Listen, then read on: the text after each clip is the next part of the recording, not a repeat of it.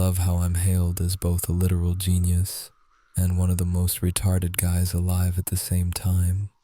I find the irony of that type to be pretty funny, to be honest. The consequences that the phenomena bring, however, are far from humorous. I'll throw in some background information really quickly. I am 17 years old, am very intelligent and well-informed. I believe in the responsible use of psychoactives, and I have a total prejudice against drug abusers, although I believe that constructive drug use is both possible and admirable. On Sunday, September 14th, 2003, I was planning on going to bed early. I was thinking about going to sleep at 8 so that I could be fully rested for the new week. The last thing I needed was to start the week on a down point. Teresa, my girlfriend, signed online around 7:30, so I started talking to her. 8 came and went. 9 did the same, as did 10. Around a quarter after, I finally got her to leave to do her homework. I want no slacking on account of me. I got my bed all ready to go to sleep, but my sleep window had passed while I was on the computer with Teresa, and I couldn't bring myself to leave her. So it was about 20 after 10, and I had a whole night of sweaty tossing and turning ahead of me. Joy. Normally at this point in time, I'd be presented with a few choices. I could just bear it and hope to fall asleep eventually, usually around 1 or 2. Normally, I'd be able to either gulp down some NyQuil or smoke a bowl, but I had taken NyQuil earlier in the week, and I limit myself to 1 large dose of that per week. I'd also usually have a bit of weed around to smoke, but I had decided the night before that I would stop inducing lesser states of consciousness, because weed is an easy and tempting way to induce such states. I had flushed the rest of what I had down the toilet. The options seemed pretty dismal at that point. Either deal with it or break a promise to myself. However, a new option presented itself just in time to fix my little problem.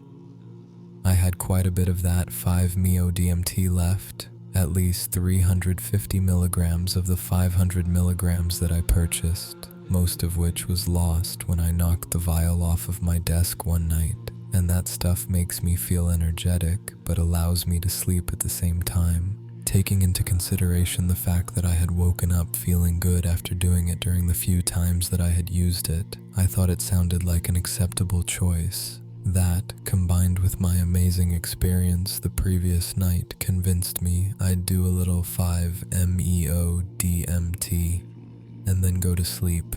I got out my hollowed out CD folder that I held everything in, opened it up, and withdrew my little foil freebase pipe, my lighter, my straw, and the tiny amber vial of 5-MeO-DMT powder.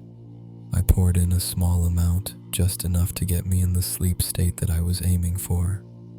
The anxiety that I experienced before any of these things kicked in pretty quickly, but I pushed it aside so that I could get this over and done with. No matter how unpleasant the low-level dose was, it'll be over within 30 minutes. A restless night stretches on for an eternity. The thought that got me, though, was a relatively straightforward one. If low doses are so unpleasant and high doses are as amazing as they are, then why bother going for a low dose? It made enough sense to me. I'll have another perception-altering trip that'll leave me satisfied and feeling totally accomplished, and sleep in total comfort. So I opened up the tiny glass bottle again and poured out a little more. Not enough, just a little more. Okay, that looks almost like last night's dose. I closed the bottle and did a quick meditation to get my anxiety down a bit. It didn't work, but what the hell? That's to be expected. I put the straw in my mouth, flicked the lighter, waited for the characteristic crackle, and began to inhale the acrid smoke. I slid back in comfort as the tone sounded, knowing that creation was about to be laid out before my very eyes. The darkness set in, and I was ready to embrace it, lying back against my pillows. The only conscious thought in my mind was that my inhalation didn't go as smoothly as I had hoped. I actually swallowed the smoke twice. Oh well, I'll just burp it out. It certainly was hard, but I got the bubbles out. Kinda loud, but if my sister Shannon slept through me coughing from my previous marijuana use, there's no way she'd wake up for that. The mental trip was extremely pleasant, very intense, but very comfortable and reassuring at the same time.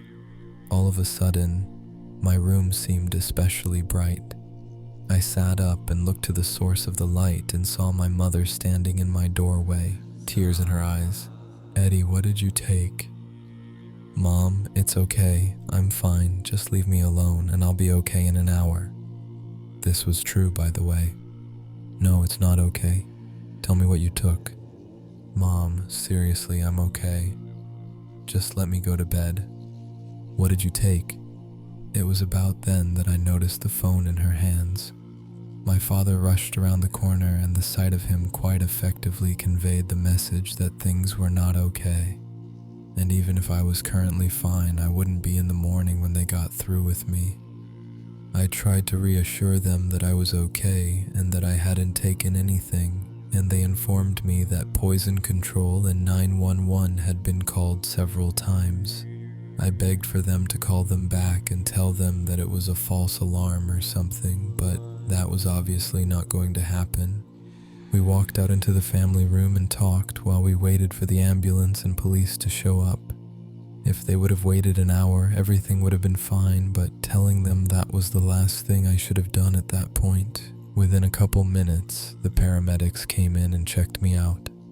By this time, I was still clearly under the influence of the drug, a pretty large body load, and a bit of trouble concentrating. But I was certainly coherent enough to answer everything they asked, as well as explaining exactly what the chemical was, what it did, how it was used, and so on. Unfortunately, the chemical abstract service number wasn't registered with poison control. Oh shit. Luckily, very, very luckily, they trusted the fact that it was 5-MeO-DMT and verified it as both unscheduled and, as far as their database went, undocumented. That put me at a huge advantage. I knew everything and they knew virtually nothing. After quite a bit of questioning and monitoring, the police and fire department left. Everyone is summoned on these kinds of calls, and the paramedics finished up with the on-site work. They were all pretty cool guys as far as I could tell. Professional while still extremely friendly about the whole situation.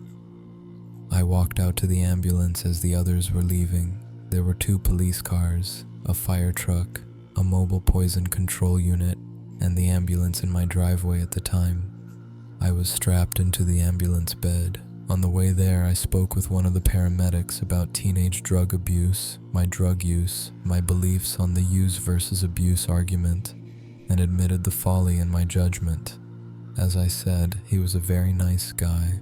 We were at the hospital soon, and I was rolled into the emergency room, treated by a very friendly male nurse, and handled by a rather unpleasant doctor, and then put in waiting. My mother had followed the ambulance in our family van, while my father stayed home with Shannon. She sat with me and we talked a bit about the whole situation in what was a surprisingly docile and civilized manner. Eventually they verified that I was currently fine, had no major damage, and could leave. 30 minutes later, they let us sign our release papers, and we left. I was probably at the hospital for between 4 and 5 hours. As it turns out, there was quite a bit of time from when I inhaled to when my mother walked in. In fact, she didn't walk in. She was standing in the door for quite a while. My father was the one in my room trying to wrestle me into submission, which, by the way, is the worst possible thing to do to someone in a situation such as mine. Apparently, I was screaming, thrashing around, crawling under my bed, swinging my whole body around, and doing what could be likened to seizing, although it was technically anything but. My father, who is arguably a human weapon after all of his years with the military and various branches of the FBI, was almost unable to hold me down. As my parents, who are very apt to exaggeration, put it, I was frothing at the mouth, drooling, coughing up bile, and breathing inconsistently, and had gone completely limp on at least 2 occasions. My face is rug burned from rubbing up against the carpet, and it hurts a bit, but isn't too bad. Other than that, and the marks on my arms from all of the monitoring equipment, I have no real lasting evidence of the whole ordeal. As I said, it would be over in an hour or 2. To give you an idea of the time, I first inhaled the 5-MeO DMT around 10:25 and came to, seeing my mother in the doorway, at 10:45 or so. That's long enough to pass the peak, but certainly not enough to come down completely. The only thing that I truly regret about this whole part is all of the stress, pain, and general negative sentiments that I have spread to my parents and, infinitely more important, my sister. It really hurts to know that I hurt my sister as badly as I did. She was the one who originally heard me screaming. It's almost as if I betrayed her and my family. Of course, I don't really see it as that at all, but it's how I'm being told to feel. Normally those things don't make it into my mind, but when it comes to my sister, any pain of hers is one of mine. She doesn't realize how much she means to me, and I doubt that she ever will. Regardless, I love her more than life itself, and I'd do anything to take back the pain that I have forced upon her. Likewise, my parents mean a lot more to me than I normally let on, and this has certainly affected them deeply, and for that I am certainly regretful. I suppose that there's not much I can do about any of these things though, other than to ensure that they don't happen again. I guess the only thing that I really want to pass on with this is to be responsible with it, and have a great respect for this drug. I have had nothing but good results from it as far as my mind goes, but the dose needs to be much more controlled than what I had it. Also, take into consideration the full repercussions of your use. If you have any company, make sure that they are fully educated about the substance and that no one else is present. I know that I was completely safe when I used it. All of the involuntary self-defense mechanisms were still at play, even though the 5-MeO DMT had effectively disconnected my conscious mind from the motor lobes of my brain. I am 100% confident that if I hadn't woken my family up, then everything would be perfectly fine right now. Still, I was reckless and I paid the price. Learn from my mistakes and take everything, and infinitely more importantly, everyone, into consideration.